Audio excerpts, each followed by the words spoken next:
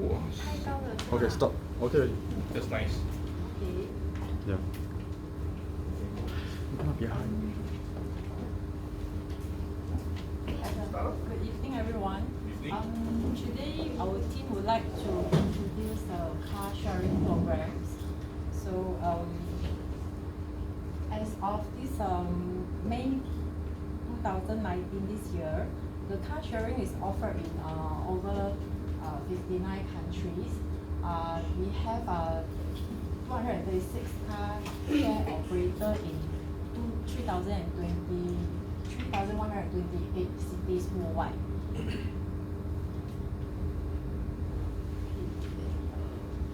As Singapore is a modern day country with all the living standards growing and expenses growing as well.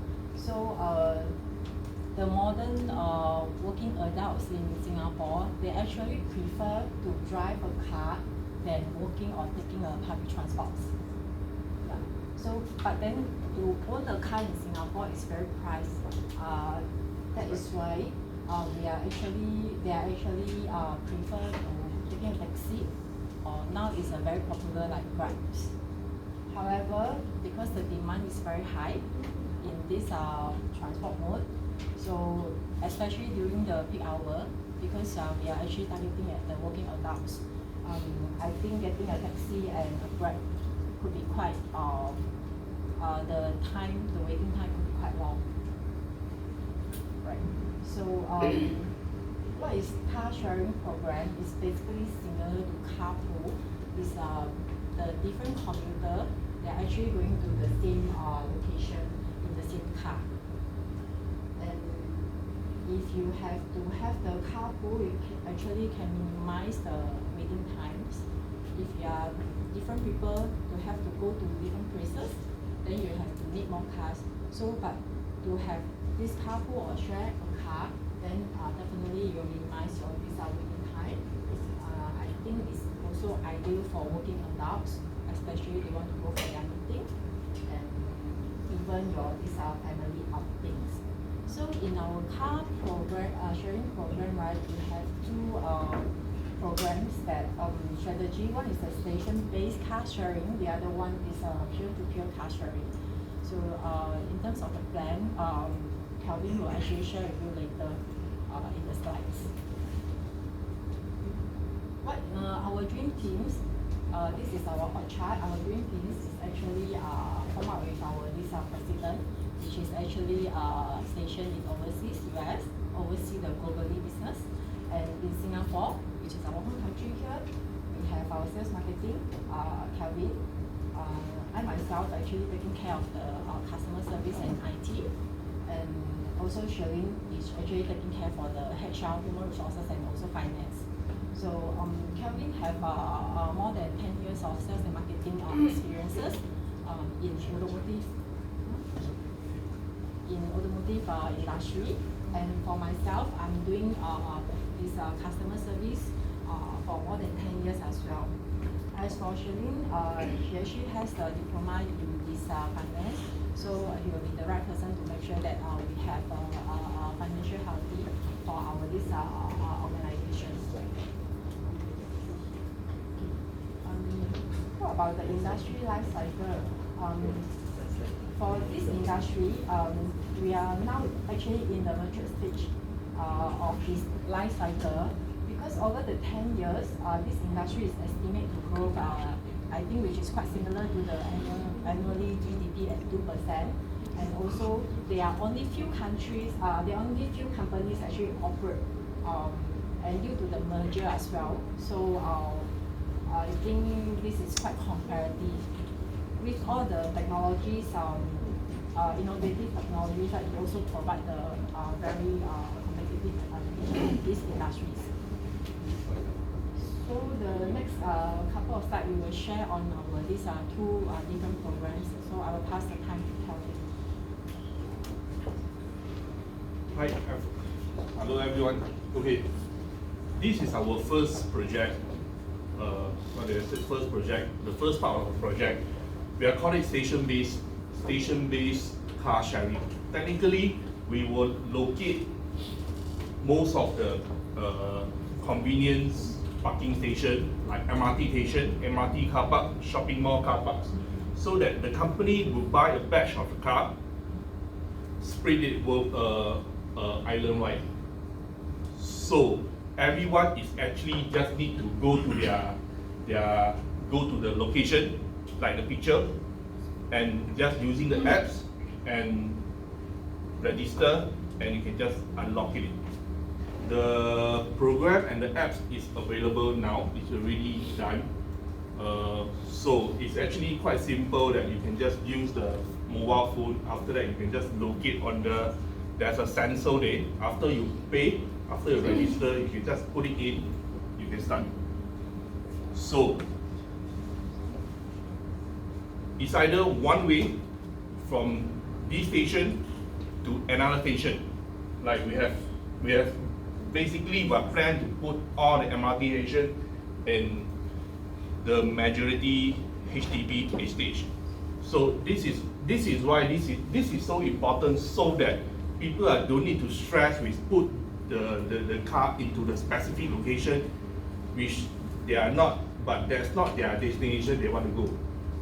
We have to formally utilize the way of the conveniency. If it's not convenient, people won't use it. People will go to the Uber or Grab or taxi. So we have to split it out. So it's either a one-way trip, a round trip, or a day trip. They can plan it their own,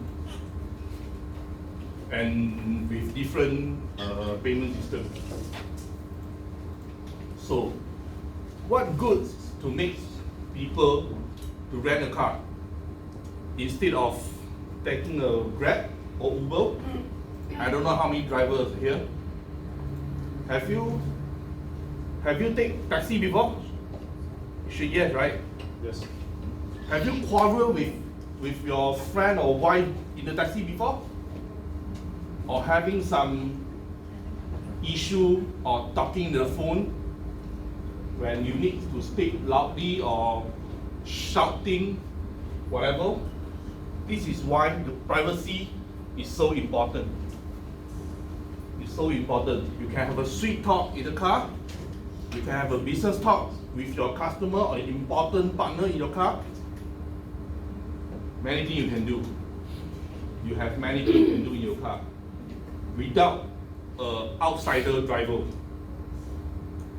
Because a lot of things, I believe it should be PNC, like your bank details, when you need to talk to the bank for your IC number, your bank balance, and so on and so forth. You does not wish to tell the third person, maybe including your husband and wife.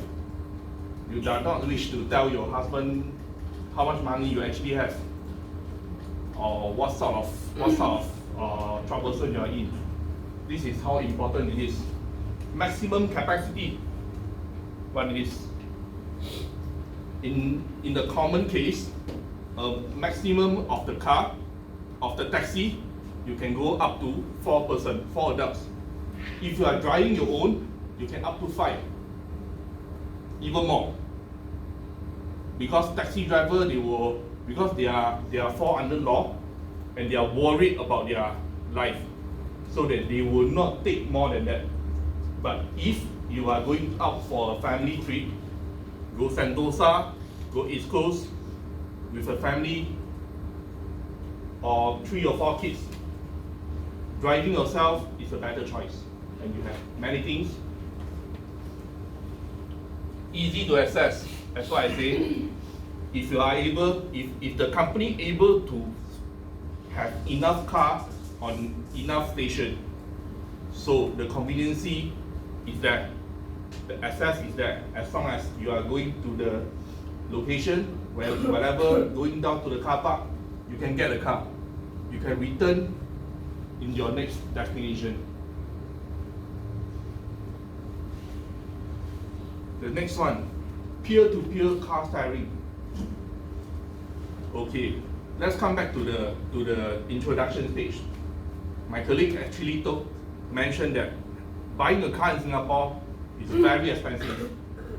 So to be honest, the company does not have enough fund to buy so much car. But how do we fill up the gap of the range when I don't have enough money to buy the car? So I will invite those people in the Singapore, the car owner, rent out their car when they are not using. For your information, actually for most of the car owners in Singapore, they are using maximum up to 30% of the car usage. Why? Usually we are only drive to work, leave the car there, back to home. That's all. This is the normal working adult's life. Am I right? So, why not, if you can leave the car there, after you go to work, you got 8-9 hours, you can rent it up for some for income to cover your installments, your expenses. Why not? Why not? For Singapore car population, we have up to 300,000 cars on the road. So, if we're able to get 1/3 of that, that's fantastic. So it seems to the station base, it can be rent out by days. How to do it by day? When you're off day, Saturday, Sundays, public holidays, when you don't need to use the car, you can post it up online. Tell them that the car is available. See whether your neighbors, your friend want to rent it. Or by kilometer usage. How much you go, how much you take, how much you will take. And the company will take the driver's details, like the user details, to make sure that he has a valid license, and of course the insurance coverage from the company. So the driver, the car owner actually don't need to take the risk when they rent out the car. Everything will be covered under separate insurance. You will don't touch their personal car insurance, and their NCB and whatever is not going to be affected.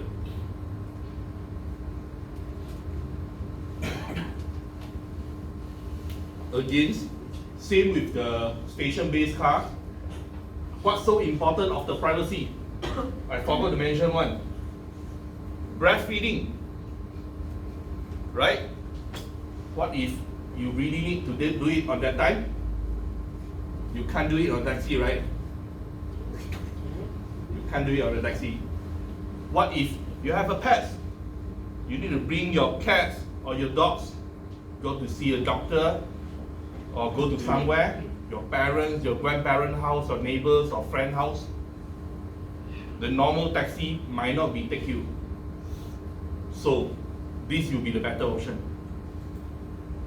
And with babies, a lot of taxi they actually don't have car seat. For safety reason, it's quite dangerous.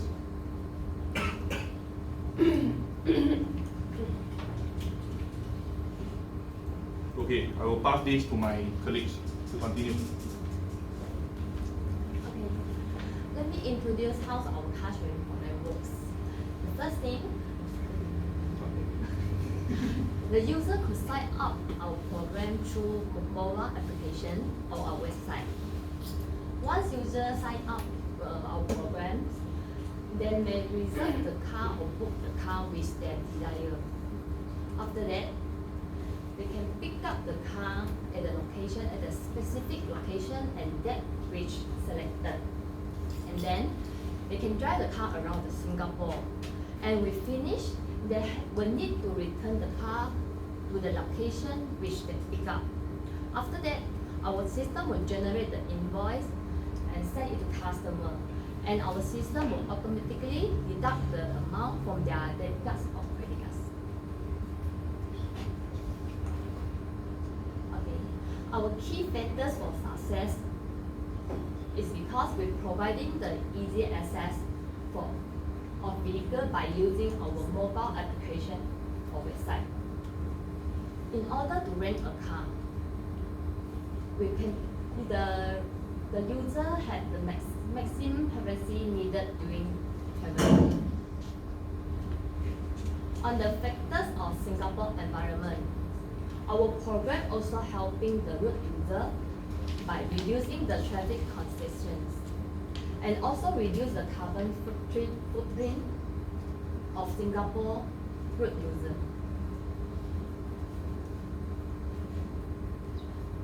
Our car sharing program is a black swan event which to surpass the transportation industry in Singapore. With providing the flexibility, easy access of vehicle. We also provide the cost-effective package to customer for traveling within Singapore.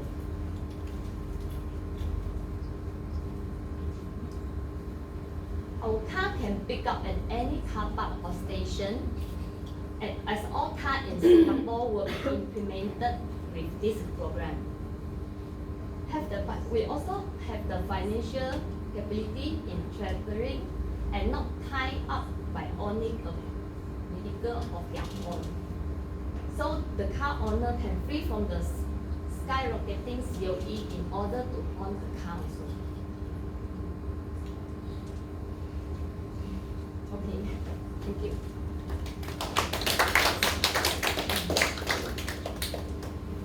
Okay, any question? What happens if you do not have driving license? Do you also rent out drivers? No. You had actually mentioned in the slide,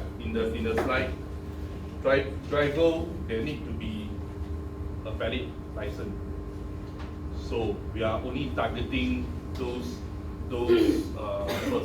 adults with license.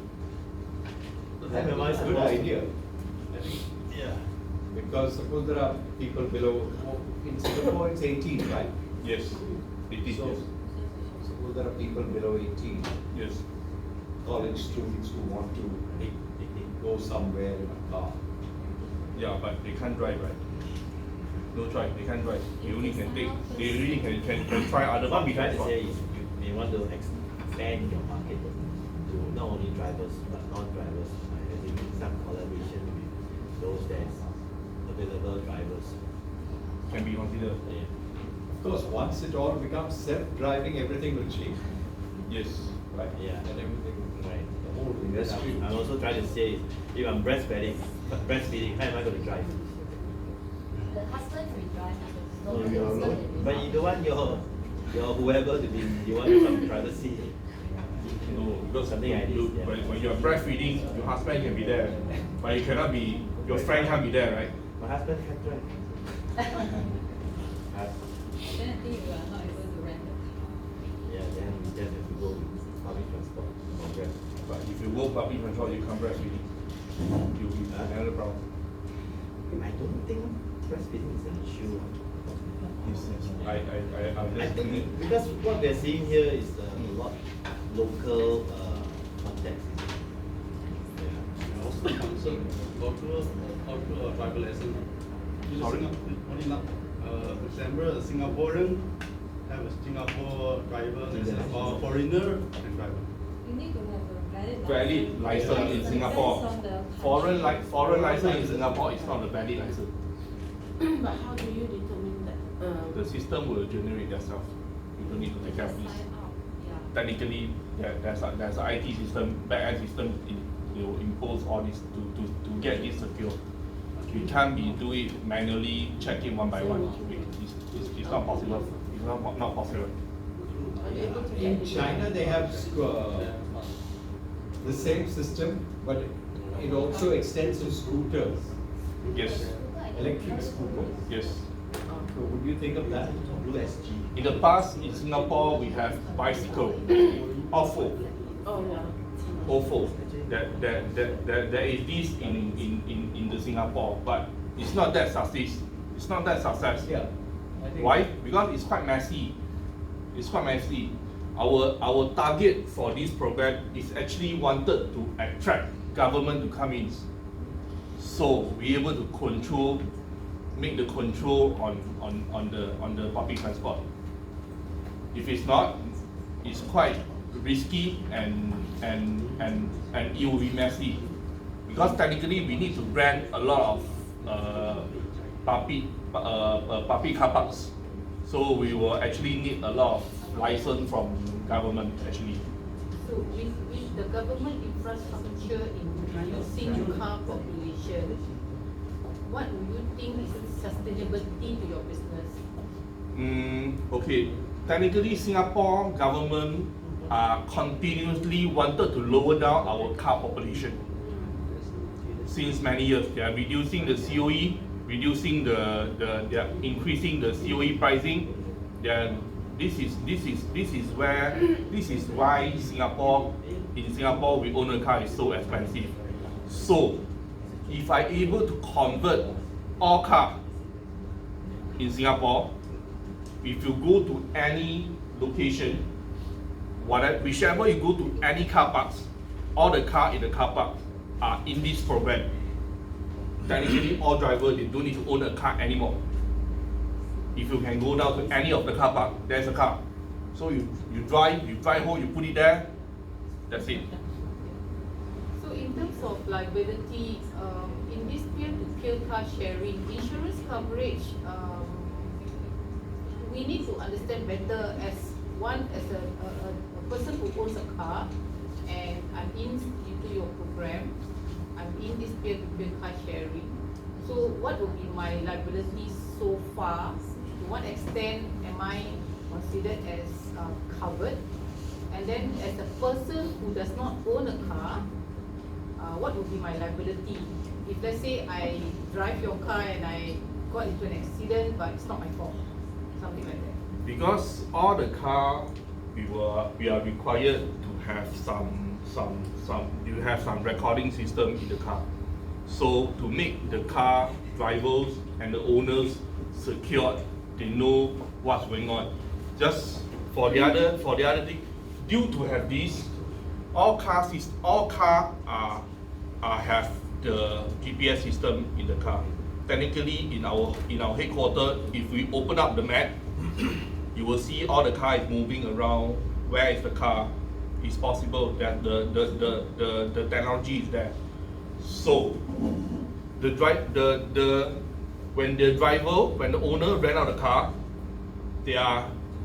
the period of the customer driving the car is covered under that company insurance. It's no longer whatever case between their driver is between the company and the driver. It will not affect the car owner. It will not affect the car. But if the driver, which means the customer, against the traffic rules, of course they have to take some. The company may need to charge him, or maybe we need to go court case or what. What is the Singapore government's actually? The Singapore government's policy is very clear, right? Zero population growth for cars. They don't want the number of cars to go up. But what is the Singapore government's attitude to all this? Are they, supporting things like this because they think car usage will be great? Technically, Singapore government, they are investing a lot of fund into all public transport in Singapore, including Uber, Grab, Ofo, including Temasek, ComfortDelGro. They are all in. They are all there. They are part of the share. They are all a shareholder. They are actually wanted to support this and make it grow. Including most of the public transport in Singapore, they are in. They are in. This is where they. So they are not against. They are for something like this. Yes. So actually, if you have a plan, you can go to Enterprise Singapore to discuss with them, see how they want to fund it. Besides the location, easy collection and easy discharge of the car, how does your company fare against rental car company? What's the advantage of going to you? Rental car company, the location Besides is the location. yeah. Okay, first location is the first advantage. Second advantage will be the price and the conveniency and the access. All the rental car company, you need to make a reservation, check the available. It might be I don't know how much operator they have, but it won't be faster than an apps. It cannot be faster than an apps. How much fast can we get a car? Depending where are you. If you are there, the car is available in that car park. It can be almost as No, immediate. yeah, but you have to go to the car park, right? Yeah. Yes, you need to go to the car park. You So can't. that is the tricky thing, right? Mm. I mean, Grab is picking you up from home or picking you up from Yes. office or picking you up from college. Yeah, you need to wait. Whereas now, what is the kind of distance that you estimate somebody, suppose somebody is living in MDRs, right? Mm. So the How car. close can that car park be? Downstairs? It can be that, Why not? that? Why not? If I able to convert all cars in Singapore, beside the taxi and public transport, Then every car park there's a car Oh, available. Then every car park there's a car becomes, available. Your car park. I have a Yes. question. Is there a way to, within the app, right, to decide if you need a small car or a larger car? Like you see, if I want a 2-seater or if I want something with 6 seaters so that I can put things inside. it's depending on the demand, to be honest, because we have to adapt on the price and the population of the car. Okay, but it's still something that's gonna be worked out in the future, right? Yes. Because if I come with 6 friends and say, yeah, let's get a 7-seater, Yes. then everybody shares and then one 7-seater, everybody goes to the same place, comes back, puts the car back. By right, this program we will use most of the 5-seater car. 5-seater. This is the most economy way to do it. We can't do the 5-seater car with a good fuel consumption, with a good pricing. You know, if you go to the MPV or SUV, the price will be different. But there will still be that option, right? Because not everybody will want to take a basic car, some would want a It, slightly better it's car. depending how much fun I have, how much fun my president has. That's true. Yeah. No, but if you are going and you're thinking about using Yes. all the cars and driving them, that Yes, should be a- it's depending how much my president has. I hope I can buy 100 or 200,000 of car, but you have to No, check their but bank You're balance. sharing. You're sharing, you don't have to buy anything, right? Actually, That's the yes. beauty of the idea. I have a question. Like, Yes. you know, you say that you kind of like share within that period of like, say you go to work, somebody use your car, but then at the same time by 6 p.m. you need to go off. So somebody who rents a car have to return back to the same place, right? Yes. So it's it's like I rent, so you're just like gonna rent for the few hours and then return back to the same place. That means you're not allowed to drop off to anything, right? Will you go home? Yeah, I mean, generally And, that's how. after So you it's have like the after you do disadvantages of something, that. will you go home? You will, right? Yeah, so. Technically, most of the people in Singapore, we are going out home and back home. So what if I reach office, people can be just stay there. So they are also going out to work and back home. By the time they're back home, this is because of communication and arrangement. It's depending how much time you want to rent it out and how to arrange the thing. They can just reject the thing if you think that the driver come back is way later than the knock off time that your knock off time. Yeah, so it's like for me, if I'm going to rent a car, I'm going to do something, it's like inconvenience because if I'm going to borrow this car, I go to one destination and then, you know, maybe I want to leave it there, but I can't because this owner is probably the car's at MBS, so I have to go back there just to return Yes. the car.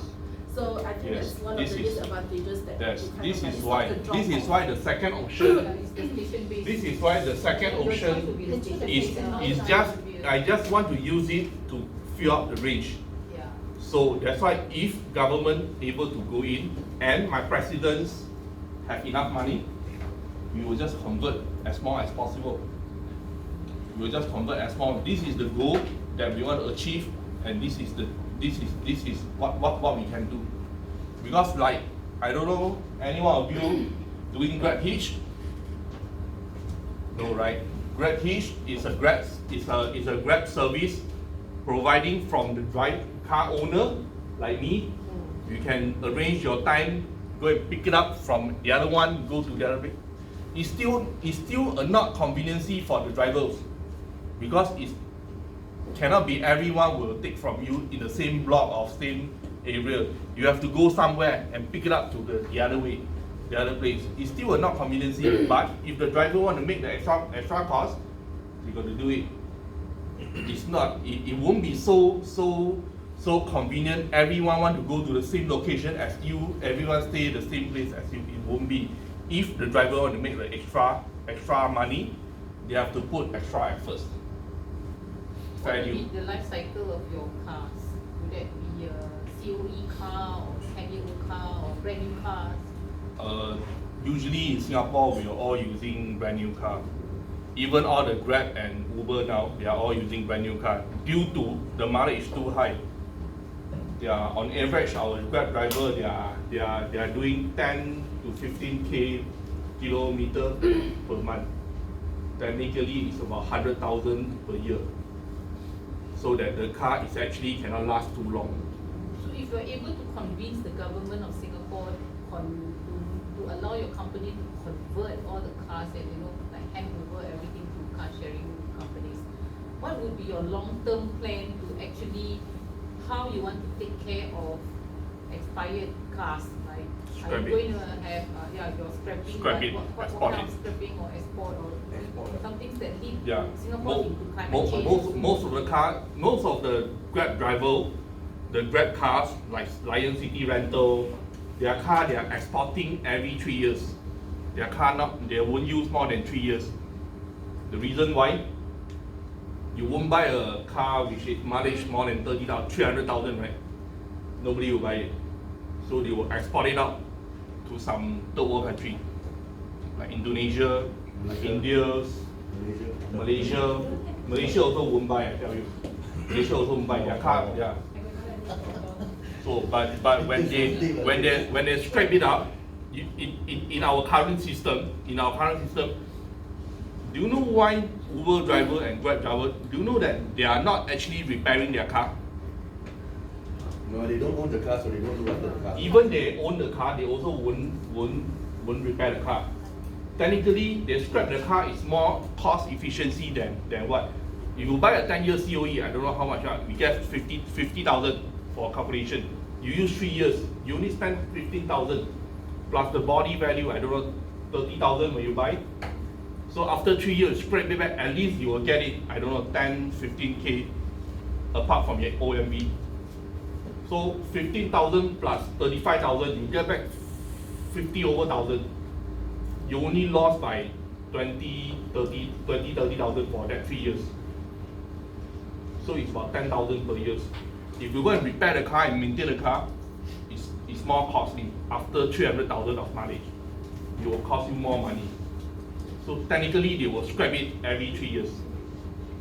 This is the most cost-efficient way. I mean, it's impossible to drive 300,000 and not service even once. They will do a very basic service. They won't use the engine oil as what they are using now. They are using as cheap as possible as you know what I mean. They will use as cheap because the car they only want to use 3 years. They only want to use 3 years, so they will use as cheap as possible. How far away is driverless cars? Anybody any idea? Meaning, how much time do you think it will take for driverless cars to become the norm? 5 years? 10 years? In Singapore? All over the world. I mean, I think Singapore will be one of the first to take it up. There is a driverless van in US, right? There is. Yeah. But it will go very slow. You mean the Not practical as well. Yeah. There are cars that can drive themselves on the highways and all that. The Tesla Model S, it drives itself. And you just need to sit behind the steering wheel, and if you're changing lanes or if it says, if it recommends for you to change lanes, then you will see the screen and tell you what to do. Because once the driverless car comes, the whole industry just changes. That's your black swan. You have no idea what's going to happen. But that will be a ways and a way to go because Why would it take that long? well, for starters, I mean the First- whole first industry thing is is- based okay, on first thing first, on fuel and oil. first thing first, The actually whole government, industry is based on fuel and oil. Yeah. You think that the fuel companies are lobbying to make sure that driverless comes out fast? The same way, do you think that smoking or cigarette companies are lobbying to say stop smoking, it's bad for you? No, why would driverless cars affect fuel companies? Yeah. Of course, what? They are in direct competition with each other. Usually, I think for. No, whether it runs on petrol or electric or whatever. The No, driverless car is a different concept. If it's driverless, it's gotta be electric.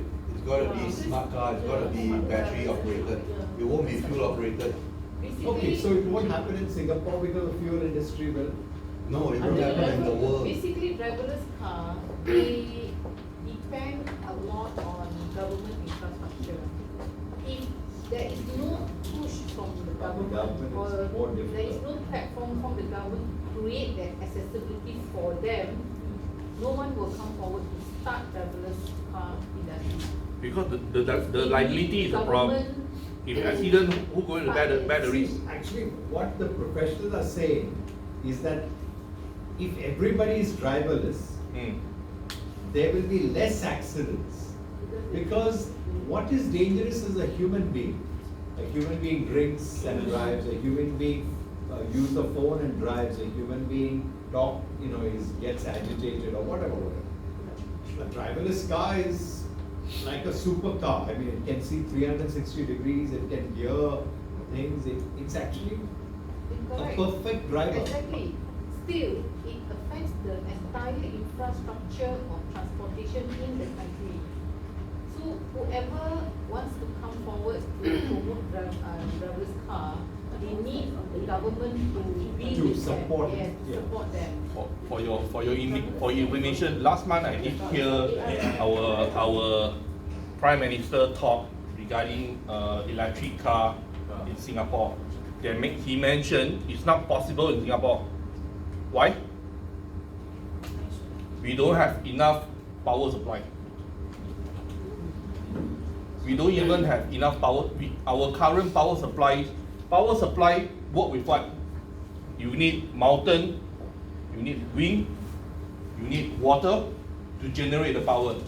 Technically in Singapore we don't have anything. We don't have anything. Our current power supply is only efficient, only enough for our living. I think it's also because Singapore needs the petroleum industry, right? Yes. Yes. This is part of it. I would say we do not have a natural, Yes. renewable power source. In fact, local power supply has been more than enough. We have seen a lot of power plants here running about 50 to 60%. A lot of them are bleeding, actually losing money because there's just too much power supply here, but not enough consumption. The demand has went down because there's electric more is advocating of using less energy or energy efficient items. So demand for power actually is lesser. So we do have a lot of power. Except that I think if the government would want to encourage this driverless thing, they have to find a solution or find something that go in line with the general public. Say for example, supporting the climate instead of supporting fossil fuel or where current engine, all these are combustible engine are not really in line with what we wanted. I don't know. Another thing also is, if you think about it, right, Singapore is the only country, right, that I know of that the fuel prices have been increasing over the last 10 to 15 years. And 15 years ago, the US started producing oil and the price dropped to over $40 US a barrel.